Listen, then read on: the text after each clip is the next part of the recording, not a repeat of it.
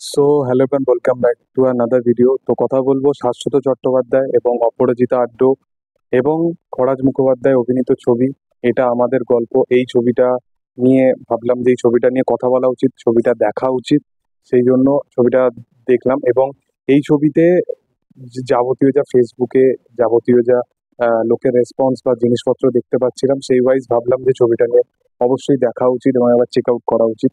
এই ছবির কনসেপ্ট সেটা প্রজাপতির, এই যে থাম্বনেলটা দিয়েছি তার পিছনে রিজন এটাই। এই রকম কনসেপ্টের উপর ছবি না প্রজাপতিও কিছুটা করে যে একটা সার্টেন অফ এজ এর পর একটা মানুষ তারা আবার নতুন করে তাদের জীবনটাকে শুরু করতে চাইছে এবং তাদের একে অপরের সাথে কেমিস্ট্রিতে পরিণত হচ্ছে এবং তারা আর একবার বিয়ে করতে চাইছে। সেই কনসেপ্টটা কিন্তু প্রজাপতির ক্ষেত্রে যে অ্যাপ্রিসিয়েশন পেয়েছিল, এখন কিন্তু এই ছবিটা একটা আন্ডার রেটেড ছবি হিসাবে হয়ে গেছে। এই ছবির পজিটিভ নেগেটিভ দিক, প্রথমত এই ছবির জন্য বিশেষ কিছু নেগেটিভ পয়েন্ট আমার লাগেনি। ছবির যদি কনসেপ্ট দেখো, ছবির যদি মূলত স্টোরি দেখো, সেই ওয়াইজ যদি ছবিটাকে বিচার করে দেখো একদম ফার্স্ট থেকে টিল দ্য এন্ড অব্দি, ছবিটা কিন্তু যেখানে যেখানে যেরকম ভাবে ওয়ার্ক করার সেরকম ভাবে ওয়ার্ক করতে পেরেছে। ছবিতে কেমিস্ট্রি ইকুয়েশন প্রত্যেক দুটো ক্যারেক্টারের মধ্যে ব্যাপকভাবে দেখানো হয়েছে।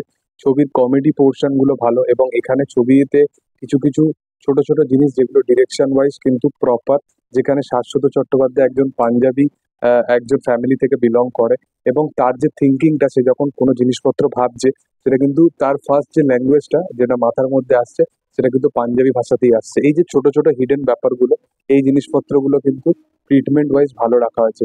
ছবির কমেডি ভালো, ছবিতে খরাজ মুখোপাধ্যায় পারফরমেন্স ভালো এবং এই ছবির মেন যে যে দুজন প্রোটাগনিস্ট অপরাজিতা আড্ড এবং শাশ্বত চট্টোপাধ্যায়, তারা যেরকম চেয়েছে অডিয়েন্সকে যেরকম ভাবে সেই সিকোয়েন্সটায় ফিল করাতে চেয়েছে, সেই জিনিসটা কিন্তু অ্যাকুরেটলি ফিল করিয়েছে। কোথাও কমেডি ডেলিভার করা হোক বা কোথাও একদম এন্ডের দিকে ইমোশনাল পোর্শন করা হোক, সেই জিনিসপত্র গুলো ব্যাপক।